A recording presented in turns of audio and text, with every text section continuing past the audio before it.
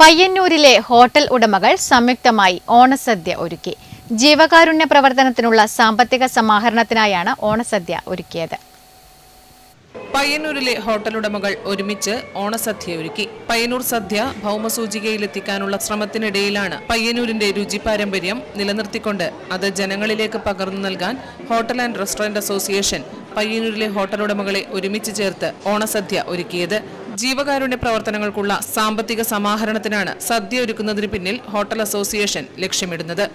300 രൂപയ്ക്കാണ് സദ്യ നൽകുന്നത്. ജീവകാരുണ്യ കൂട്ടായ്മയുടെ ഒരു സാമ്പത്തിക സമാഹരണത്തിന്റെ ഭാഗമായിട്ടാണ് ഇങ്ങനൊരു ഓണസദ്യ ഇവിടെ സംഘടിപ്പിച്ചിട്ടുള്ളത്. കഴിഞ്ഞ ഒരു മാസത്തോളമായി ഇതിൻ്റെ പ്രവർത്തനങ്ങൾ സജീവമായി ഹോട്ടൽ അസോസിയേഷൻ പ്രവർത്തകരുടെ ഒരു ശ്രമഫലമായാണ് ഇന്നിവിടെ ഈ സദ്യ നടത്തി വരുന്നത്. ഏതാണ്ട് 1700ഓളം പേർക്കുള്ള സദ്യ ഇവിടെ ഒരുക്കിയിട്ടുണ്ട്. അതുപോലെ തന്നെ പാർശ്വ സൗകര്യങ്ങളോടുകൂടി തന്നെ സദ്യ കൊടുക്കുവാനും കൂടെ സാധിച്ചിട്ടുണ്ട്. വലിയ സന്തോഷമാണ് ഈ ഒരു കാര്യത്തിൽ.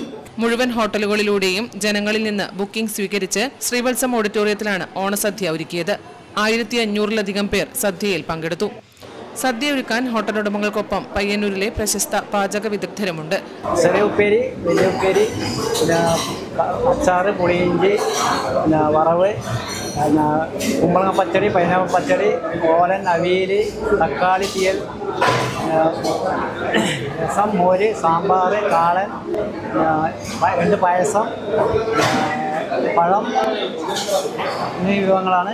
പപ്പടം, ചോറ് എന്നീ വിഭവങ്ങളാണ് ഇവിടെ. ചോറിനൊപ്പം തൂശനിലയിൽ വിളമ്പുന്ന ഓണസദ്യയിൽ ഉപ്പേരി, ശർക്കര ഉപ്പേരി, അച്ചാർ, പുളിയിഞ്ചി, തോരൻ, പച്ചടി, പയ്യന്നൂരിന്റെ പരമ്പരാഗത രുചി വൈഭവത്തോടെയുള്ള പയ്യന്നൂർ കൂട്ടുകറി, അവിയൽ, പാവയ്ക്ക, തീയൽ, പൈനാപ്പിൾ പച്ചടി, ഓലൻ, സാമ്പാർ, കാളൻ, രസം, മോര്, പപ്പടം, പഴം, പാൽപ്പായസം, പയ്യന്നൂർ പ്രഥമൻ എന്നീ വിഭവങ്ങളും ഉണ്ടായിരുന്നു.